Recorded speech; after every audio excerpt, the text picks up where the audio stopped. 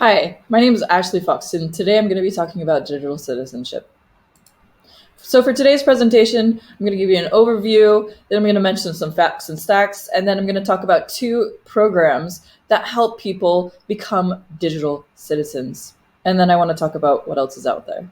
In a nutshell, digital citizenship is how we should act when we're using the internet. And it's basically the ability to be competent and knowledgeable when using the internet. So I found a really neat blog from Schoology, and they say, they break down that there are 9 key elements of digital citizenship. And I kind of agree with this.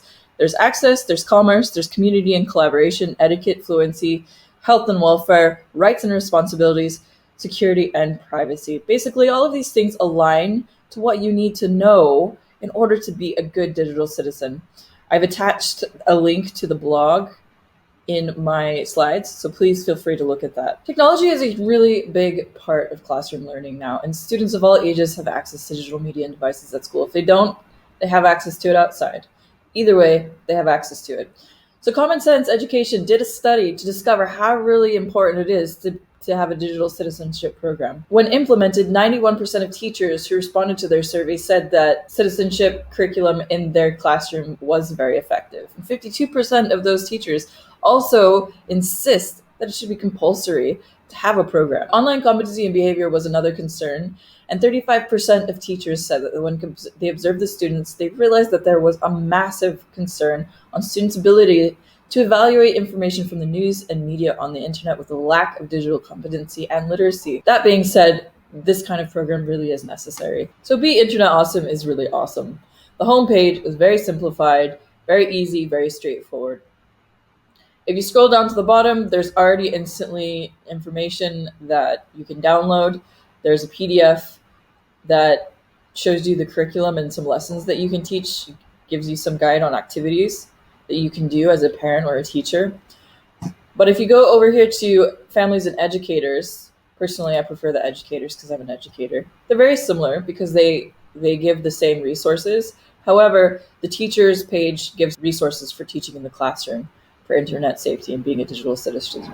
The one thing that I like about the program is that it aligns with ISTE, and it's gotten ISTE's seal of approval. When you scroll down, it's got the coloring book, the printable classroom activities, internet awesome tips, internet awesome lesson posters, all sorts of resources for the classroom that you can use. The unfortunate thing is that it does go with Pear Deck. There are slides. However, you can still use it in Google Slides. It's just not going to be as interactive. One other thing that I really, really like is the fact that there's a game that Google has created for Being Internet Awesome. And I'm going to quickly show you an overview of how that game works. So as you can see, there's 4 digital worlds that you join to become Internet Awesome, and you need to complete all 4 adventures. There is being mindful. Sharing is caring online. Be mindful of what you're sharing on the internet. Be careful of securing your secrets, online security. Being kind on the internet, what you should do to be kind. And the reality river, which is, obviously don't fall for fake things online. So I did the kindness game, and basically I was a robot that needed to walk around and spread love and happiness around the kindness world or the kindness kingdom. And as I went around, there were also bullies, and there were several activities around, dissuading those bullies or blocking them to prevent them from making the sad bots even more sad. So as I went around, there were more activities to do, and then I was congratulated on finishing. So after I completed the game and I answered all the questions, I got a certificate for being internet kind. The other activities take about 3 to 5 minutes as well, so technically the entire program for Being Internet Awesome takes about 20 to 30 minutes, depending on how long you really take on it and whether or not you get those answers right for Being Internet Awesome. So in a nutshell, this is a really good program. The pros is that it does have gamified theme activities behind it, which are really awesome. There's ready-to-teach lesson slides for teachers and parents. There's worksheets and coloring books. There's printables and guides for parents and teachers. It's made by Google, and it's backed by ISTE, and it's free.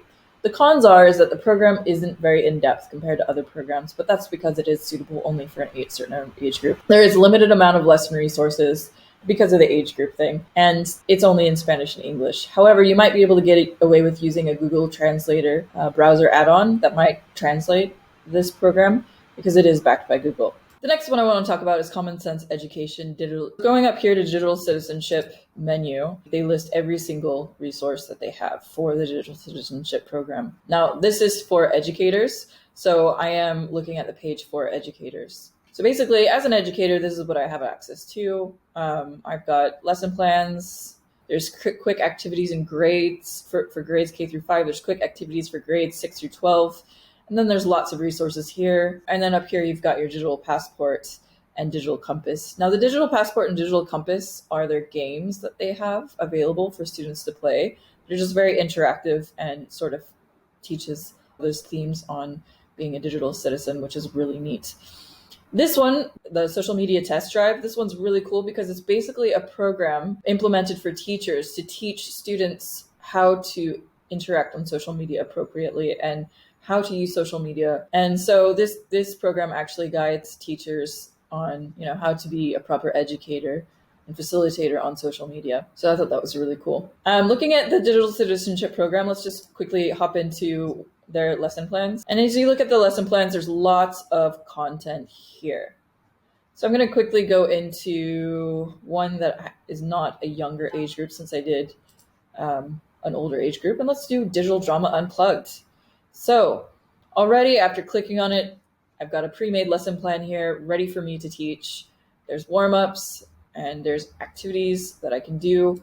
So I'm going to quickly click on this, and it already talks about slides that I can use. So this is the Digital Drama Unplugged assignment slides. I clicked on it by going to the hyperlink word that was in the content we were just looking at. Here's the pre-made lessons that you can use with videos and activity scenarios, which is really useful. So part of the problem I faced when I was trying to play the digital passport game was that it wasn't uploading on my browser, and I am using Google Chrome. On the website, it does say that it is not friendly with Safari and some platforms, and so I'm guessing that my MacBook is not user-friendly with their passport program. So because I faced this problem, I decided to go do some research and figure out what it is that this game is and how do you play it. So I found a YouTube video that sort of walks you through the game. Basically, for the digital passport game, you are a character and you go through a series of stories where you have to decide what you're going to do and you have to make decisions. And a lot of these decisions will determine whether or not you get badges or you are a digital citizen. So towards the end of the game, you do get badges and you do get points and you get recognized for being a pretty awesome digital citizen. So you can't go wrong when you go with Common Sense Education. There's a plethora of lessons and worksheets suitable for various ages. It's free. There are additional resources, not only the Citizenship program, but so many to help educate parents and help them enforce digital citizenship in their family at home. It teaches the educator lots of interesting things about being a digital citizenship that they can apply in the classroom. It's backed by Harvard Research and other educational organizations. Unfortunately, the cons are that it does come in Spanish and English only, but like I said, you can use a Google Translate feature on not all devices are compatible with their passport game. Unfortunately, like I just experienced. Many of the lesson slides work best with Nearpod, mainly because there are some interactive pieces where students would have to guess true or false or participate on it. Therefore, it's not the best for the Google Classroom slides. So I'd like to leave you on a final positive note on what else is out there.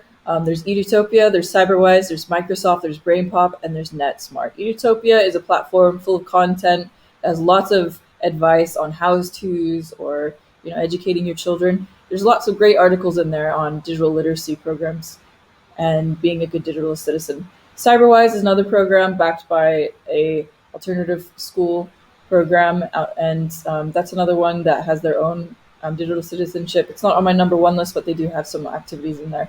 Microsoft is a good one simply because it is relatable to using their platform, so it helps students become more Microsoft literate, and it applies to being a digital citizen online integrated with Microsoft tools.